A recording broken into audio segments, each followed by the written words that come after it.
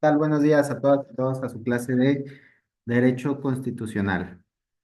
El día de hoy vamos a platicar de un tema muy importante, sobre todo en tiempos actuales, que tiene que ver con el Poder Judicial. Vamos a compartir pantalla. Denme un segundito nada más, por favor,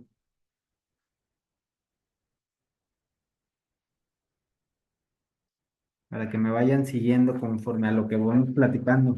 Entonces, estamos viendo en pantalla el tema del día de hoy. Es precisamente el Poder Judicial y recordamos que la materia o la asignatura es Derecho Constitucional.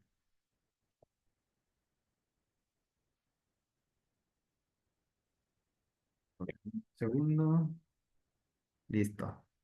¿Qué es lo importante o cómo podemos empezar este tema? Yo creo que lo relevante es iniciar con la definición del Poder Judicial.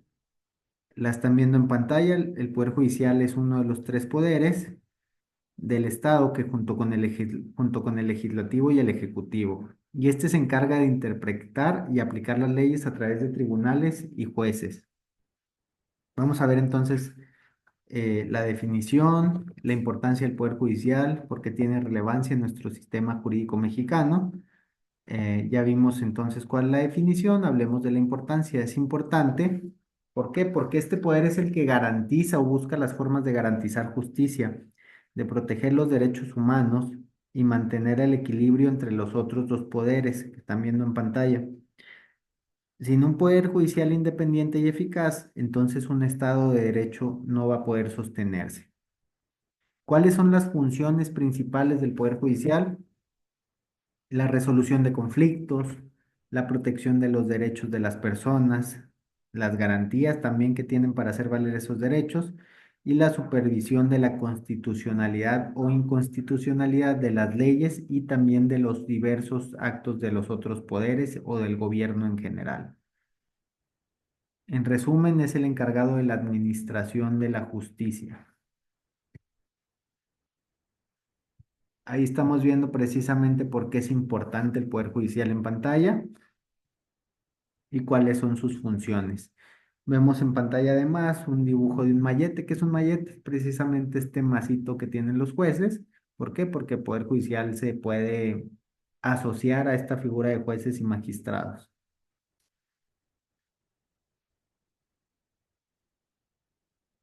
Una vez dicho esto, es necesario que hablemos de la estructura del Poder Judicial, del tema de la organización jerárquica del Poder Judicial, porque hay diversos tipos de tribunales, como lo son los tribunales superiores y los tribunales inferiores, y cada uno de ellos tiene un rol y una competencia diversa, una funcionalidad diferente. Sobre la organización jerárquica, podemos decir entonces que el Poder Judicial está organizado en diferentes niveles, que van desde tribunales de primera instancia hasta tribunales superiores y también las Cortes Supremas, que sabemos en nuestro caso es la Suprema Corte de Justicia de la Nación. Esta estructura jerárquica nos va a permitir un sistema de apelaciones y también de revisiones. Es como una escalerita. La segunda instancia le revisa la primera y la tercera le revisa la segunda y así sucesivamente. ¿Qué tipos de tribunales existen? Como ya dijimos, existen diversos tipos de tribunales y cada uno tiene competencias específicas. Los tribunales constitucionales son aquellos que se van a encargar, por ejemplo, de la interpretación de la Constitución. Los tribunales superiores van a manejar apelaciones y casos de mayor relevancia y los tribunales inferiores o de primera instancia van a atender casos no que no sean importantes, sino que es el primer camino del filtro que va siguiendo este tema de un asunto en un sistema judicial. Sobre el tema de los roles y las competencias, podemos decir que cada nivel, cada uno de estos tribunales antes mencionados y cada tipo de ellos tiene un rol específico. Ya dijimos, en la primera instancia se encargan de la instrucción y de fallo en asuntos iniciales, es decir, es el primer acercamiento a un juzgado precisamente. Los tribunales de alzada o superiores van a ser los que revisen las decisiones de los tribunales de primera instancia a través de los magistrados. ¿Para qué? Para garantizar justicia y uniformidad en la aplicación de la ley. Recordemos que un juez a final de cuentas sigue siendo humano y que su determinación no por venir de él ya se toma como algo que no se pueda revocar, que no se pueda impugnar. Precisamente por eso existen una pluralidad de recursos dentro de las normas para que una persona o un jurista en un determinado momento pueda hacer esa situación de buscar una revisión, una revocación o una modificación de una sentencia que haya sido emitida por un juzgado de primera instancia.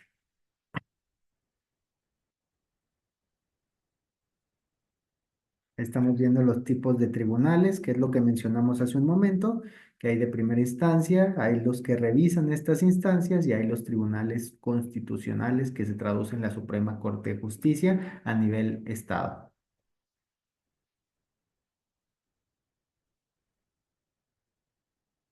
Entonces, vamos a hablar ahora de un tema que está en auge, que está en boca de todos y que es de bastante relevancia en la actualidad, que es el tema de la independencia judicial.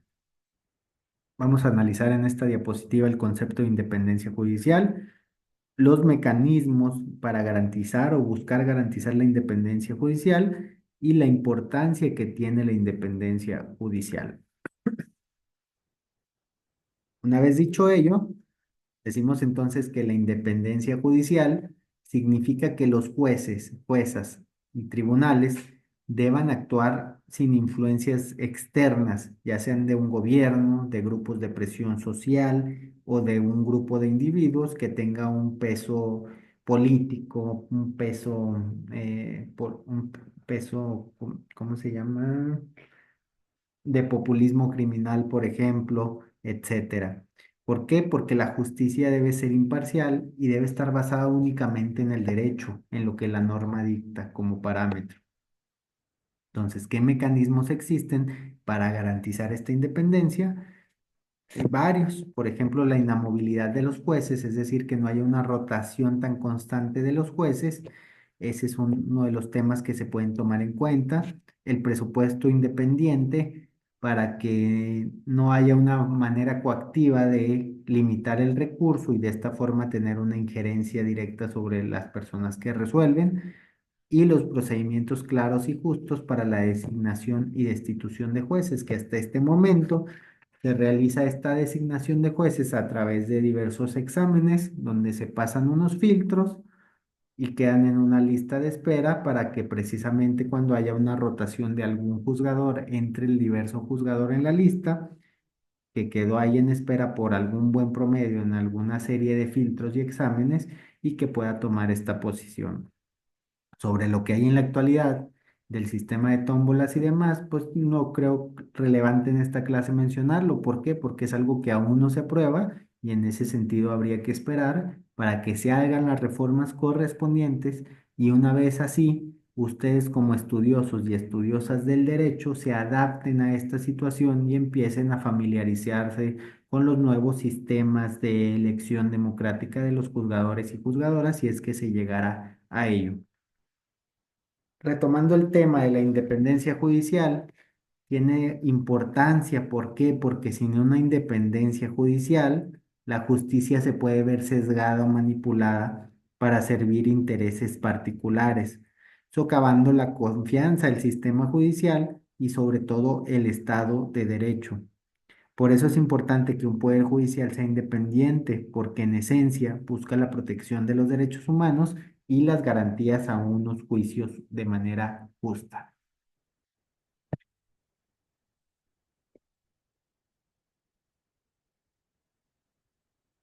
Ahora vamos a hablar acerca del proceso judicial. ¿Y qué vamos a ver en este tema? Una disculpa por lo empalmado de la presentación. En ocasiones nos mueven las plantillas al hacer estas conversiones, pero yo aquí les voy a ir guiando para ese tema donde podemos ver un poco de palabras empalmadas.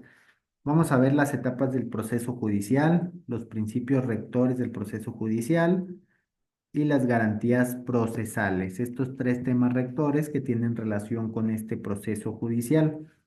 En el tema de las etapas, podemos decir que el proceso judicial generalmente incluye varias etapas: la presentación de la demanda, la admisión de pruebas, las audiencias y una sentencia. También podemos incluir entre este procedimiento o en estas etapas un posible proceso de apelación, que quiere decir que revocamos o buscamos una revocación, modificación o cese de alguna sentencia hecha en primera instancia. Cada etapa entonces tiene procedimientos específicos que debemos seguir para poder garantizar una justicia adecuada. En cuanto a los principios rectores, de esto podemos decir que el proceso judicial debe regirse por principios como lo son la imparcialidad, que quiere decir que un juez debe ser neutral y no debe ser, eh, no tiene que tener ninguna postura a favor de las partes, no puede mostrar ningún favorecimiento en virtud de alguna de las partes. La publicidad, que busca precisamente que las audiencias sean públicas y de alcance a la gente para que puedan ver lo que se está haciendo y esto sea un sistema transparente donde las decisiones del juez estén más apegadas a derecho. Y también la celeridad, que quiere decir que los procesos deben ser llevados a cabo de manera eficiente y sin demoras injustificadas, que también tiene mucha relación con este derecho que tienen todas las personas al derecho a una justicia pronta y expedita. Entonces, dentro de estos principios rectores, recordemos que es imparcialidad, publicidad y celeridad como un ejemplo de estos tres más importantes. También otro aspecto importante dentro del proceso judicial que les pediría tomen en cuenta son las garantías procesales, que estas incluyen, por ejemplo, el derecho a un juicio justo, el derecho a una defensa técnica, el derecho a la presunción de inocencia, el derecho a poder ingresar algún recurso contra una determinación de un juzgador, y todas estas garantías en conjunto van a asegurar que el proceso sea equitativo y que las partes puedan defender sus derechos de manera adecuada. No son solamente estas, si ustedes agarran ahorita un tema convencional, ¿qué quiere decir convencional? Que tiene que ver con el derecho internacional a través de las convenciones en las que el Estado mexicano es parte, y ustedes revisan muchas de ellas, de estas convenciones, por citar algunas, la Convención Americana de Derechos Humanos, les habla de los mínimos básicos para que se garantice un proceso y que estas garantías son inviolables para que un proceso sea justo y que la persona que se encuentra en una situación, en un problema con la legalidad o con la ley, pueda defenderse de una manera adecuada y sobre todo equitativa en igualdad de condiciones con quien le acusa.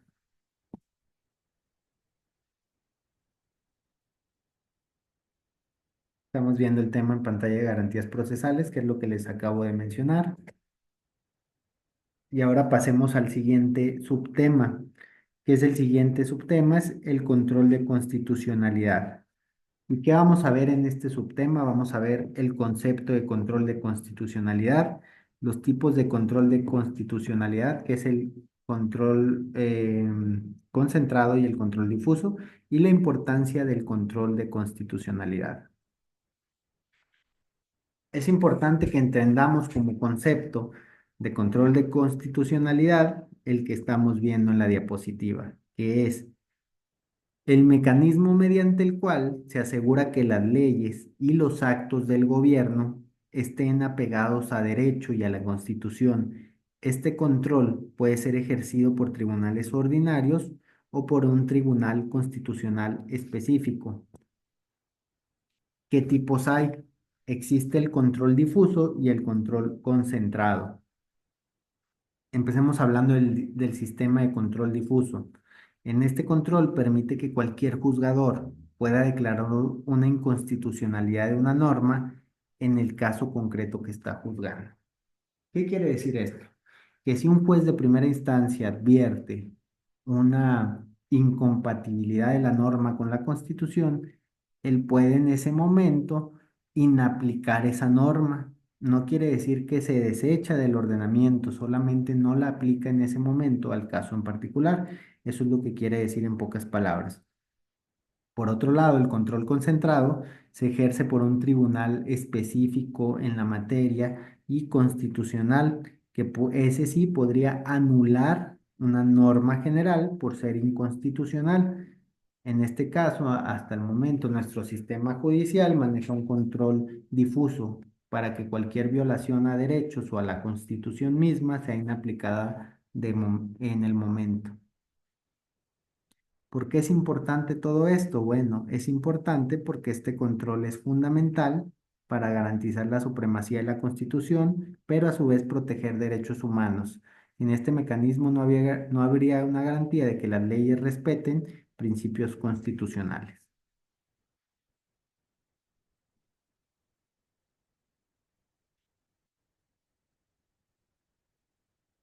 Vamos a pasar al siguiente subtema. El siguiente subtema es el Poder Judicial y los derechos humanos.